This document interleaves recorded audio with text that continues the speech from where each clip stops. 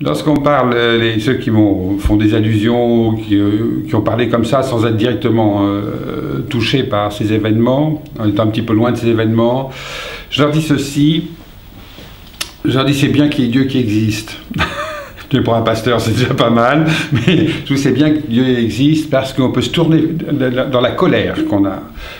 Parce qu'il y a de la colère quand même qui est rentrée automatiquement contre ces fous, ces gens qui sont prisonniers d'une secte, enfin bon, en gros.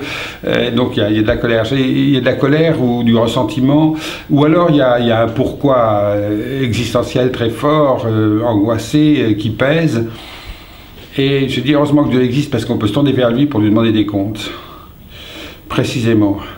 Et ça m'intéresse. Une figure de Dieu qui me plaît beaucoup. D'abord, elle est dans la première alliance. Elle est aussi dans la deuxième. Elle est dans la première alliance, dans le livre de Job, par exemple, où il y a le pourquoi de Job qui reste comme ça tout au long du livre et qui reste sans réponse, du reste, je veux dire.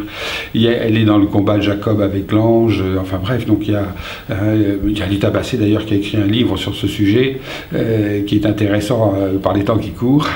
Et je trouve que c'est intéressant d'avoir ce Dieu vers lequel on peut se tourner, vers lequel même Jésus-Christ s'est tourné quand il récite le psaume 21, enfin au moins le début du psaume 21, parce que bon, la fin est plus ouverte et plus positive de ce psaume. Mais quand il commence le premier verset, pourquoi est-ce que tu m'as abandonné, on a l'impression que même Jésus, dans une situation de très grande détresse, se tourne vers Dieu et lui dit, mais alors, écoute, fais quelque chose, pourquoi? Je veux dire, voilà.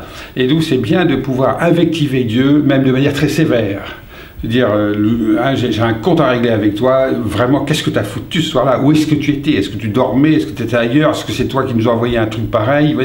Je crois qu'il faut lui demander des comptes. Alors, c'est pas un blasphème, en ce sens que le fait qu'on se retourne vers Dieu, ça prouve l'existence de Dieu.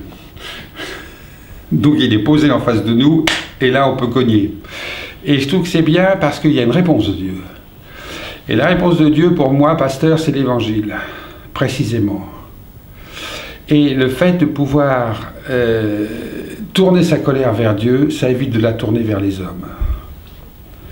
Et pour moi, c'est fondamental. Ça permet d'abord de dire sa colère, de dire sa peur, de dire son angoisse, d'une part. Ça évite de se tourner vers les autres. Et ça permet d'entendre une réponse qui va être la réponse de l'Évangile, quoi, qu'on connaît, c'est-à-dire un message d'espérance et d'amour. Alors ça, c'est quelque chose que j'ai eu l'occasion de dire, d'exposer dans les jours qui viennent de se passer. Hier, j'ai prêché sur au culte, il y avait un baptême, donc c'était formidable. Hein. donc j'ai prêché sur l'espérance, sur la joie, etc., qui était la réponse à donner finalement à ce type d'action terroriste ou de folie, enfin bref. Je crois que c'est quand même la meilleure des réponses. Alors ça ne veut pas dire que j'ai fait 2 ou 3 allusions aux événements, parce que je pense qu'il faut le faire, parce que des gens qui sont là, s'ils sont mal à l'aise, s'ils ont été touchés de près ou de loin par ces événements, il faut qu'ils se disent, bon, on ne nous a pas oubliés, effectivement, donc ça me semble fondamental. Mais je crois qu'il faut insister sur la joie et l'espérance, hein, fondamentalement, je veux dire. D'abord, c'est notre message, hein, je veux dire. Donc, et je crois que c'est la bonne réponse. Ou une des bonnes réponses au moins. Parce que le sujet est tellement complexe qu'il y a sûrement beaucoup de réponses qui ont chacune une part de vérité, mais la nôtre dans l'Église, c'est ça, je crois.